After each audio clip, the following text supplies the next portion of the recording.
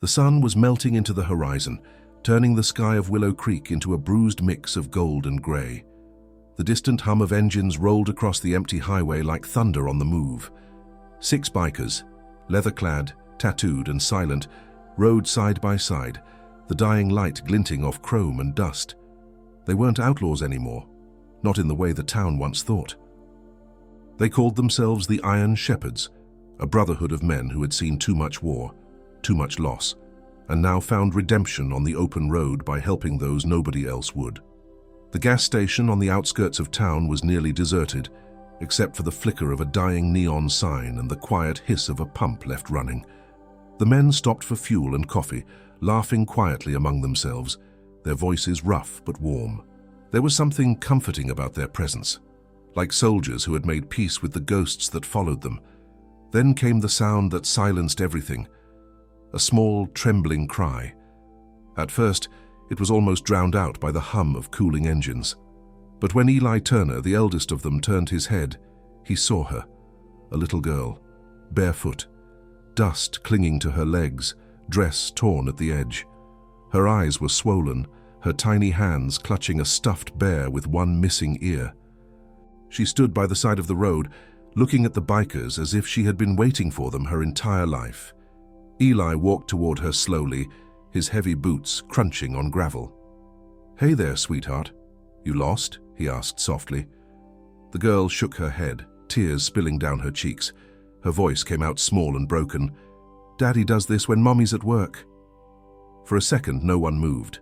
The air thickened. Even the wind seemed to stop. The men exchanged glances, disbelief, anger, pain. What she said didn't just pierce the silence, it tore something inside each of them. That was the moment everything changed.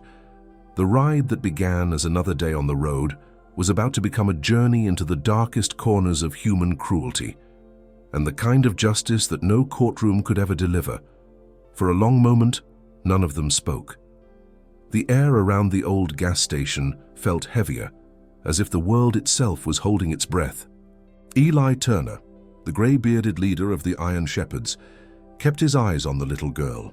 He had seen enough pain in his life to recognize the kind that can't be faked, the kind that sits deep in a child's bones, in the way she flinched when a shadow moved, or the way her tiny fingers tightened around that broken stuffed bear, like it was the only safe thing left in her world. Behind him, Rex, the youngest of the crew, shifted uneasily. "Jesus Christ," he muttered under his breath, his jaw locking tight. The others didn't move. Miles, a former Marine with eyes that never seemed to blink, took off his sunglasses and knelt beside Eli. He'd seen children in war zones, hungry, terrified, robbed of their innocence, but something about this moment hit differently. This wasn't a foreign battlefield. This was home. Eli lowered himself to one knee, trying to make his voice sound soft. "Sweetheart, can you tell me your name?" The girl hesitated. Her lips trembled before she whispered, "Maya." "That's a pretty name," he said, forcing a small smile that never reached his eyes. "And where's your mom, Maya?" "She works," Maya murmured. "She goes when it's still dark. Daddy stays." Rex swallowed hard, his knuckles whitening around the handlebar of his Harley. He couldn't take his eyes off her, that small figure standing alone under the flickering light of the gas station sign, the sound of her words echoing in his head like something sacred and wrong all at once. Eli's voice softened even more. "Maya, can you tell me what Daddy does?" Her little shoulders trembled. She looked down, clutching her bear tighter. "He says it's our secret. He says Mommy can't know, or she'll leave." That was all it took. The silence that followed wasn't peace. It was the quiet before the storm. Miles stood up slowly, jaw clenched, eyes burning with something raw. "We can't just walk away from this," he said. Eli didn't answer. He couldn't. His mind was already moving, calculating, remembering the house he'd passed on the way into town. The old blue pickup truck parked out front, the kind of place where a little girl like Maya might live. He knew that address without even asking. "Rexa," he finally said, his voice low and steady. "Get her some water." Rex nodded, disappearing into the small store attached to the gas station. When he came back with a bottle, Maya took it with both hands, drinking in small, careful sips. Her eyes darted nervously toward the road, as if expecting someone to appear. Eli crouched again. "Maya, is Daddy home right now?" She nodded. "And Mommy's at work?" Another nod.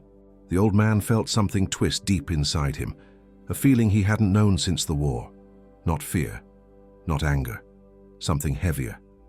The burden of knowing. He looked back at the men. They didn't need words. They all understood what came next. The Iron Shepherds weren't vigilantes by choice. They'd learned long ago that justice had rules, and that those rules too often protected the wrong people. But they also knew that if they turned their backs now, they'd never sleep again. Eli stood, the gravel crunching beneath his boots. "Miles, you and Rex take her to the diner on Route 17. Get her something to eat. Keep her safe. I'll call Sarah from the shelter. She'll know what to do." "What about you?" Miles asked. Eli's eyes fixed on the dark line of trees beyond the gas station, where the road led toward town. "I'm going to have a word with Daddy." The others exchanged glances. They'd seen that look before, the one Eli wore when he was about to do something that couldn't be undone. The roar of the engines shattered the stillness once again. Two bikes peeled off toward the highway, with Maya safely between them, her small frame wrapped in Miles's oversized jacket. The other four turned toward the town, toward a quiet house at the end of a gravel road where the lights were still on.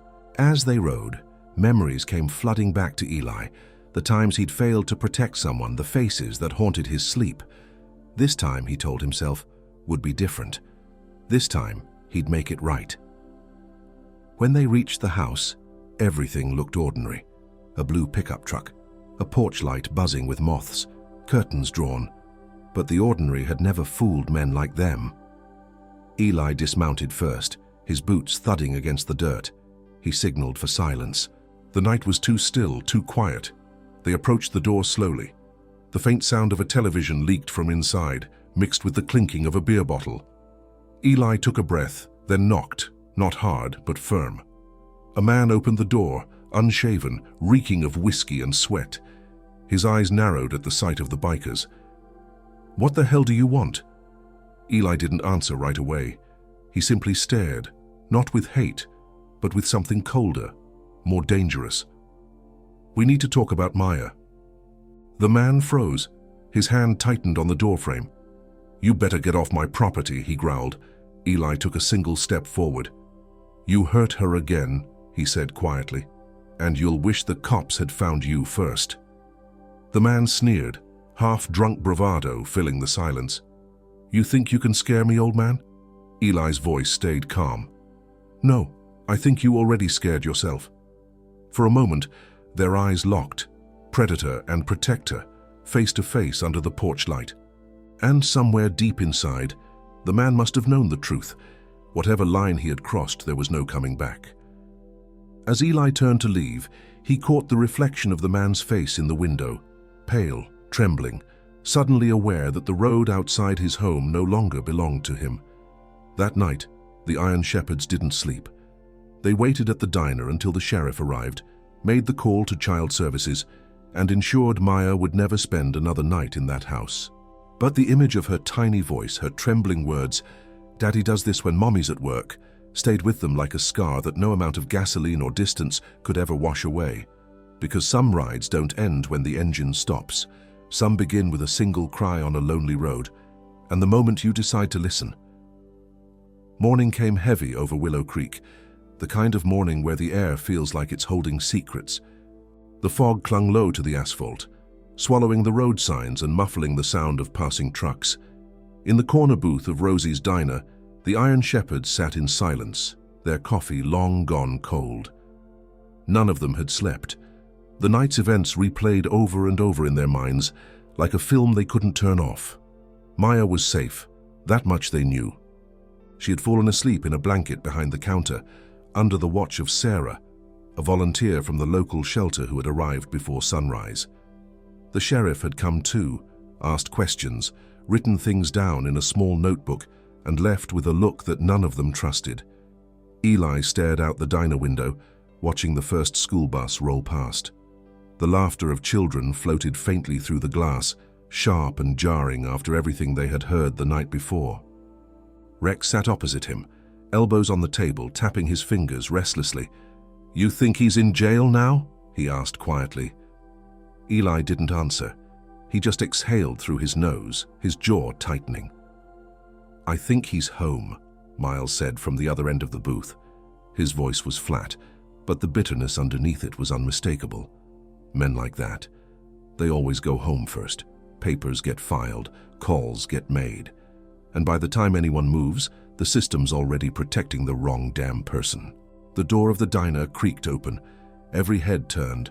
Standing there was Lena, Maya's mother. Her uniform from the textile factory was still on, stained and damp with sweat. She looked small, smaller than anyone remembered, and her eyes were red and wide like someone who hadn't yet woken from a nightmare. When she saw the bikers, her lips parted. "Where's my daughter?" Sarah stepped out from behind the counter, her tone calm but firm. "She's here, honey. She's safe.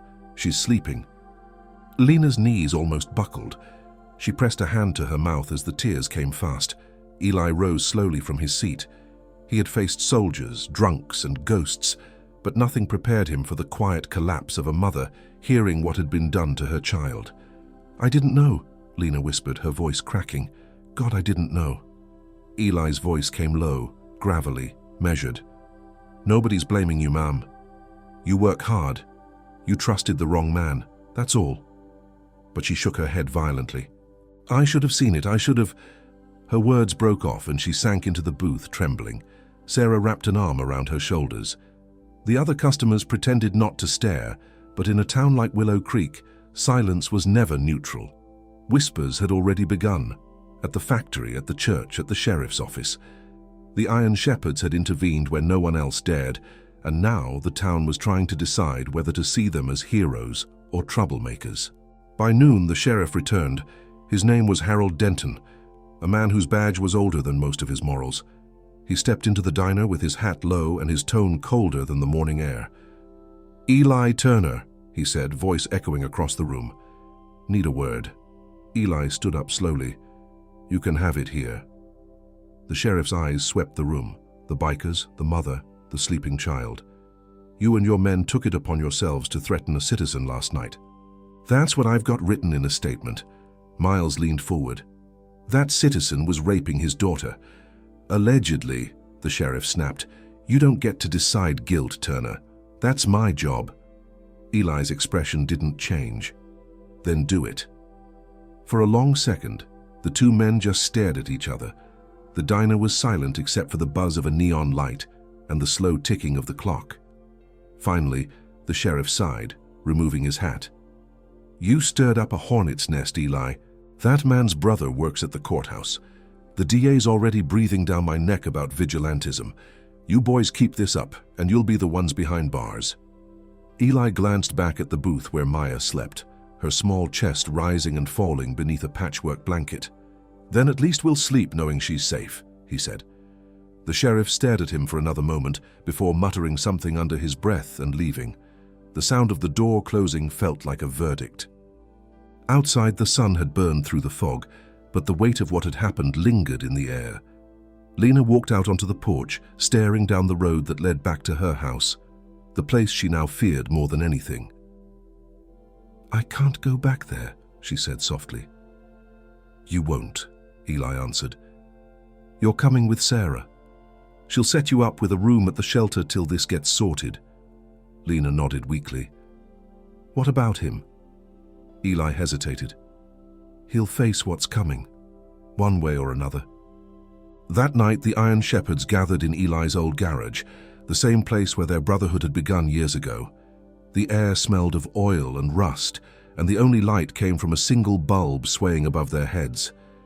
Rex broke the silence first. "We did the right thing," he said, more to convince himself than anyone else. Miles nodded. "Right doesn't always mean easy." Eli sat quietly for a long time, staring at the dusty floorboards. He could still hear Maya's voice in his head, small, trembling, unerasable. He thought about the sheriff's words, about the law that bent and twisted to protect monsters when it should have protected children. Finally, he spoke. "We can't save everyone, but we can damn sure make it harder for men like him to sleep easy." The others looked up. They knew what that meant. From that day on, the Iron Shepherd's rides through Willow Creek changed. They weren't just old soldiers on bikes anymore. They were eyes watching. They were the hum of engines outside houses that had too much silence. They were the shadow that made predators think twice before locking another door. But the town was watching too, and not all eyes looked kindly on men who decided to play God. Because in Willow Creek, justice had always come with a price, and before long, the Iron Shepherds were about to learn just how high that price could be. Days turned into a slow, suffocating blur in Willow Creek. The story spread like wildfire, not through headlines but through whispers that curled through church pews, gas stations, and factory lines. Everyone knew what the Iron Shepherds had done. Everyone knew about the girl, the mother, and the man who hadn't been seen since that night. But what no one could agree on was whether the bikers were heroes or troublemakers. In a town where silence had always been safer than truth, men who acted without permission became dangerous. Eli Turner felt it first. The stares at the grocery store, the quiet conversations that stopped when he walked in, the way the sheriff's patrol car began showing up outside his garage more often, parked there just long enough to remind him that someone was watching. The Iron Shepherds had crossed an invisible line, the one between what was right and what was allowed. And in Willow Creek, those two things had never been the same. One morning, a letter arrived, folded, unmarked, slipped under the door of the diner where they met every day. Inside was a single sheet of paper, typed in bold letters, "Stay out of things that don't concern you." Miles read it twice, then burned it in an ashtray. "Guess we hit a nerve," he muttered. But Eli wasn't smiling. He had been around long enough to recognize the tone of a threat when it tried to disguise itself as advice. The men who wanted silence were rarely the ones you could see. Later that day, Sarah from the shelter stopped by. Her face was pale, her hands trembling as she set a folder on the table. "You need to see this," she said. Inside were copies of old police reports, sealed cases, closed investigations, all with the same disturbing pattern. Families on the outskirts of town, children removed from their homes for domestic issues, complaints that never went anywhere. And in the corner of nearly every report, the same signature: Harold Denton, Sheriff. Eli's eyes darkened. "How the hell did you get these?" "Doesn't matter," Sarah replied. "What matters is that every single case got buried, and I think the man who hurt Maya wasn't the first." The room went silent. The air itself seemed to shrink. Rex clenched his fists. "You're saying there's more? That Denton's covering for them?" Sarah nodded. "Not just covering, protecting. Maybe even part of it." Eli leaned back slowly, the weight of the truth pressing against his chest like a stone. He had suspected corruption before, small-town lawmen playing favorites, hiding sins under paperwork. But this was darker.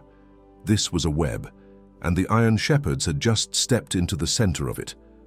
That night, rain began to fall, soft at first, then hard enough to rattle the roof of Eli's garage. The men gathered again, their voices low, their faces lit only by the dull glow of a single bulb. Outside, thunder rolled like the growl of distant engines. Miles broke the silence. "So what now? We go after Denton?" Eli shook his head. "Not yet. We need proof, real proof. Otherwise, they'll bury us with the same shovel they used for everyone else." Rex's jaw tightened. "You think the law's gonna save us now? He runs the whole damn department. The courts, the town council, the press, they all eat from the same hand." Eli looked up slowly. "Then maybe it's time to cut the hand." For a long moment, no one spoke. The rain hammered harder against the tin walls, like the world outside was trying to drown out their resolve. By morning, they had a plan. Miles and Rex would follow the sheriff's movements, keeping their distance, but noting every stop, every name. Eli and Sarah would dig through county archives, anything the old man could still access through his contacts from his military days, and the others would keep eyes on Maya and Lena, making sure no one came near them. Days turned into weeks, and what they uncovered was worse than they imagined. Hidden among the county's budget reports were private donations, money funneled through community protection funds that never reached the shelters or the schools. Instead, it led to a list of shell companies, one of which was owned by Thomas Denton, the sheriff's brother, and the county judge. It wasn't just silence that Willow Creek was built on. It was rot. One evening, as the sun dipped behind the horizon, Eli and Miles parked outside the courthouse. They watched Denton leave, laughing with another man in a suit, briefcase in hand. The sight made Eli's stomach turn. "That's him," Miles said. "The brother, the judge." Eli's hands rested on the handlebars of his bike, his knuckles white. They built this whole damn system to protect each other, and Maya was just the one who slipped through. Miles looked at him carefully. "You sure you want to keep going with this? You know what happens to people who dig too deep around here." Eli turned his gaze toward the road, the streetlights flickering across his weathered face. "I stopped being afraid a long time ago. If we don't end this, it'll just keep happening, and to more kids, more mothers, more people too scared to speak." That night, the Iron Shepherds gathered once more, this time not in the safety of the garage, but outside the courthouse itself. The streets were empty. The air smelled of rain and oil. Eli held up a worn photograph of Maya, her small smile frozen in time. "She started this," he said quietly. "Now we finish it." They didn't need to raise their voices. The decision had already been made long before they got there. When the courthouse burned that night, the fire was ruled an accident. The sheriff blamed faulty wiring, though everyone in Willow Creek knew better. No one said a word. The next morning, the Iron Shepherds rode through town in silence, their engines echoing off the brick buildings like a funeral march. The sheriff resigned 2 days later. His brother disappeared the week after. And though no one could prove what really happened, everyone understood. The balance had shifted. The town that once worshipped silence now feared it. Eli stood alone on the outskirts of town, the wind whipping through the grass, the horizon bleeding orange from the fire still smoldering in the distance. He didn't smile. There was no victory here, only the bitter knowledge that justice always came too late and never without blood. As the night deepened, the sound of motorcycles filled the air once more. Not a roar of defiance, but a hymn of mourning. They rode into the dark, away from the lights of Willow Creek, carrying with them the weight of every voice the world had tried to silence, because justice, Eli realized, wasn't a thing you could find in a courtroom. It was something you carried, heavy, unyielding, and forever unpaid. The fire that consumed the courthouse left more than ashes. It left fear. In Willow Creek, fear was a language everyone understood. It whispered in the cracks of doors, lingered in the smoke that still hung over Main Street, and twisted itself into the conversations people didn't want to have. The sheriff was gone. His brother had vanished, and the Iron Shepherds had become both myth and menace overnight. Some said they were angels of vengeance. Others said they were devils wearing leather. But one thing was certain. They had crossed a line that could never be uncrossed. In the days that followed, the town turned colder. Men in suits began showing up in black sedans, speaking quietly with what remained of the sheriff's deputies. They weren't locals. Their polished shoes and clipped accents didn't belong to dusty roads and diner coffee. Rumors spread that they were state investigators, but Eli Turner had lived long enough to know when justice was being replaced with payback. The system wasn't here to clean up corruption. It was here to restore control. At the garage, the Shepherds met under the low hum of a single bulb once again. The mood was different now, heavier, darker. Miles leaned against the workbench, eyes fixed on the floor. "They're watching us," he said. "I've seen that black car parked by my house 2 nights in a row." Rex snorted, tossing his cigarette into a can. "Let them watch. Maybe they'll learn what a man looks like when he's not afraid." Eli sat at the head of the table, silent for a long time. The lines on his face looked deeper now, carved not by age but by consequence. When he finally spoke, his voice was low, steady, like gravel under slow-moving wheels. "They won't come for us right away. They'll wait until the town forgets. Then they'll make examples out of us." Miles looked up. "So, what do we do?" Eli's eyes drifted toward the door, where rain had begun to tap softly against the tin walls. "We stand our ground. We don't run, We built something here, something that scared the hell out of the men who thought they owned this town. That means we did something right." The next morning proved him right. Just after dawn, the sound of engines echoed across the valley, not the deep rolling thunder of Harleys, but the cold growl of police cruisers. Dozens of them. Blue and red lights painted the misty fields in flashes of color, and before the shepherds could react, the garage was surrounded. A loudspeaker blared, "Eli Turner, you and your men are under investigation for arson, intimidation, and obstruction of justice. Come out with your hands where we can see them." Rex's hands clenched. "They're really doing this." Miles cursed under his breath. "Of course they are. They can't find the truth, so they'll bury the ones who uncovered it." Eli stood slowly. "No guns," he said firmly. "We don't give them what they want." But the deputies came fast, and not all of them wore badges anymore. Some were men in plain clothes, faces unfamiliar, eyes cold. The first window shattered. Tear gas rolled across the floor like smoke from hell itself. The roar of bikes replaced the silence, a defiant, unified sound that cut through the sirens like a battle cry. Eli mounted his Harley, the same one he'd ridden across 2 wars and half a lifetime. The others followed, coughing through the haze, engines screaming to life. When the first cruiser tried to block the exit, Rex rammed through it, sparks flying. Chaos erupted, shouts, gunfire, the wail of tires spinning on wet asphalt. They didn't fight to kill, they fought to escape. By the time the dust settled, 3 cruisers lay wrecked on the side of the road, their lights still flashing through the smoke. The Iron Shepherds split into different directions, vanishing into the back roads of the valley, wounded but not broken. Eli rode alone for miles, the world around him a blur of rain and mud. His lungs burned, his vision blurred, but he didn't stop until he reached the ridge overlooking Willow Creek. From up there, the town looked small, like a place that could never hold the kind of evil it had birthed. He killed the engine and listened to the quiet. It wasn't peace, it was exhaustion. When Miles found him hours later, he was sitting beside the bike, staring into nothing. "They'll come again," Miles said. Eli nodded. "I know." "You think it was worth it?" Eli's eyes met his, tired, hollow, but still burning with the same conviction that had led them here. "Every second of it. Because that little girl gets to sleep tonight without fear. Because someone had to show this town what justice looks like when men stop pretending." Miles sat down beside him, the rain dripping from his jacket. "They'll paint us as monsters." "Then let them," Eli replied. "Monsters scare the right people." That night, the shepherds regrouped at a farmhouse outside town, one of their safe places, far enough from the roads that even the sheriff's men wouldn't find it easily. There were wounds to tend, bikes to fix, and decisions to make. The group was smaller now. Rex had been arrested, Denny was missing, and Cole, the youngest, had taken a bullet to the shoulder.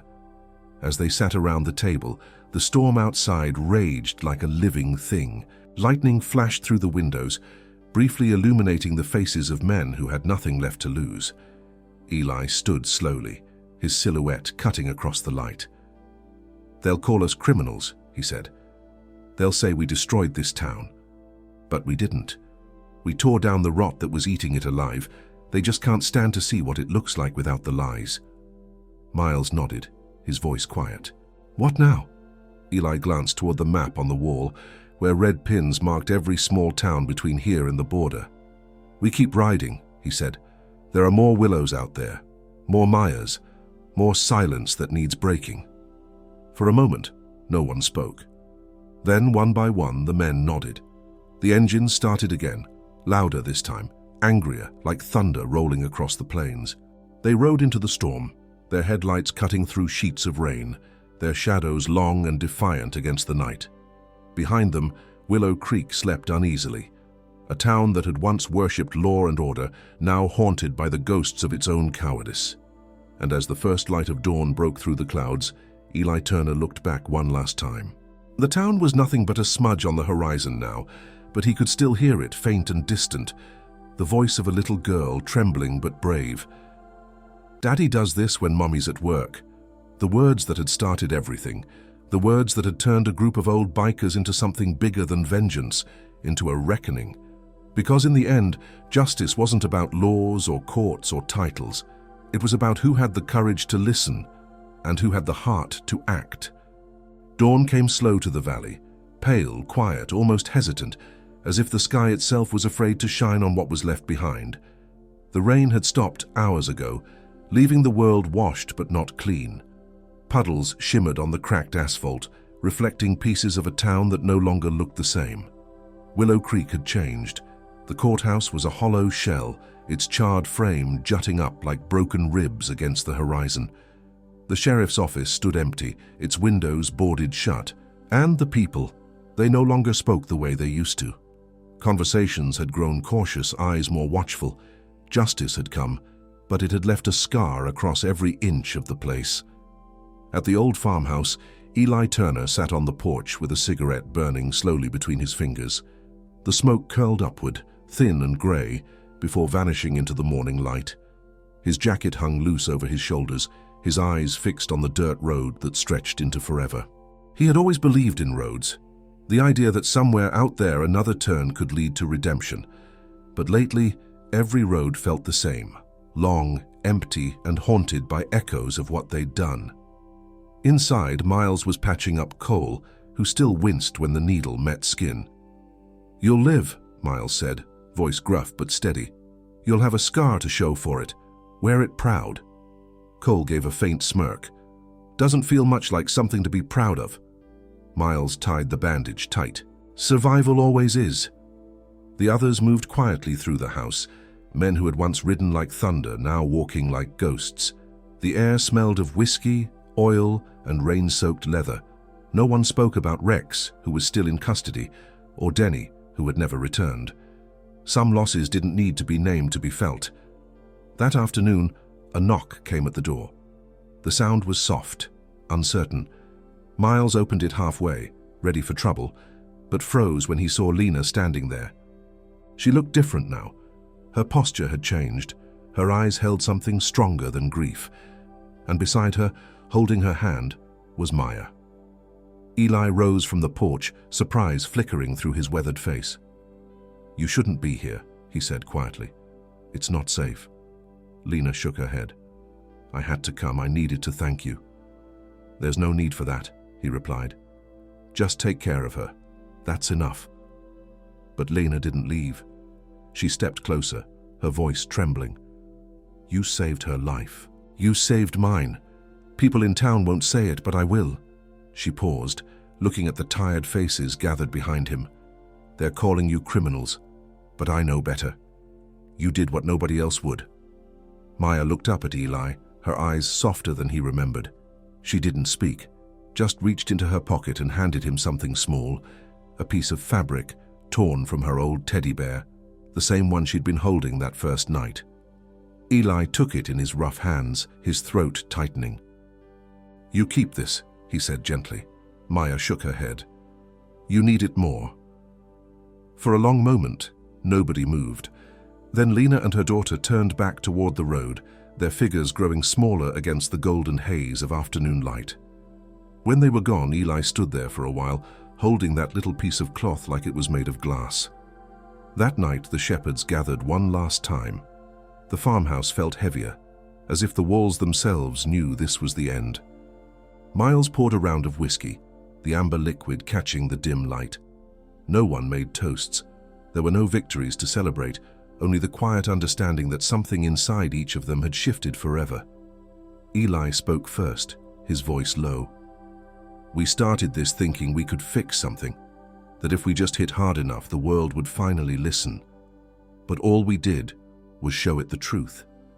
And the truth." He paused, staring into the glass. "It doesn't heal. It just lingers." Miles leaned back, the chair creaking beneath him. "You think we made it worse?" Eli shook his head. "No, we made it honest." Outside, the wind carried the faint hum of engines, not from them, but from riders passing through the highway in the distance. Travelers, free men untouched by Willow Creek's ghosts. For the first time in weeks, Eli smiled faintly. The sound reminded him of what they once were, men who believed the road could lead somewhere better. He rose from the table and walked outside. The night was cool, the stars sharp and endless. He felt the gravel under his boots, the familiar hum of silence between the fields. Miles followed him out, standing beside his old friend without a word. "You think we'll ever stop paying for this?" Miles asked quietly. Eli exhaled, watching the smoke disappear into the sky. "No, but maybe that's the point. Some debts aren't meant to be paid, just carried." They stood there until the horizon began to lighten again, that thin line of gold breaking through the dark. When the others joined them, one by one, the sound of bikes filled the morning air once more. Engines growled to life, steady and solemn. The shepherds mounted up, their headlights slicing through the mist, their faces expressionless but resolute. No speeches, no farewells. Just the road.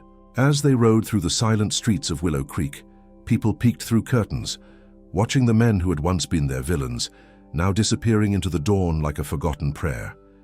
The tires kicked up dust that sparkled faintly in the early light, a strange, fleeting grace left behind by those who had carried the town's sins so it could start again.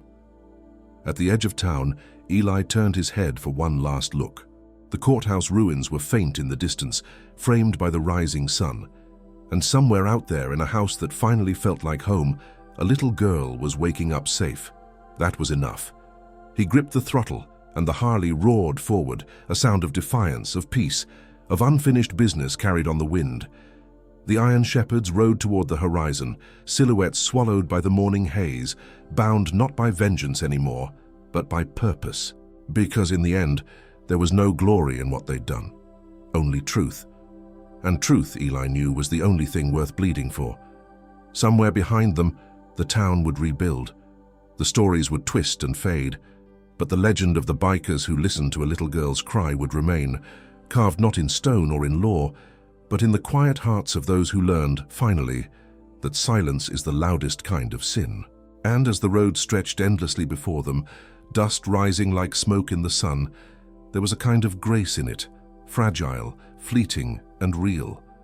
The kind you only find after everything else burns away.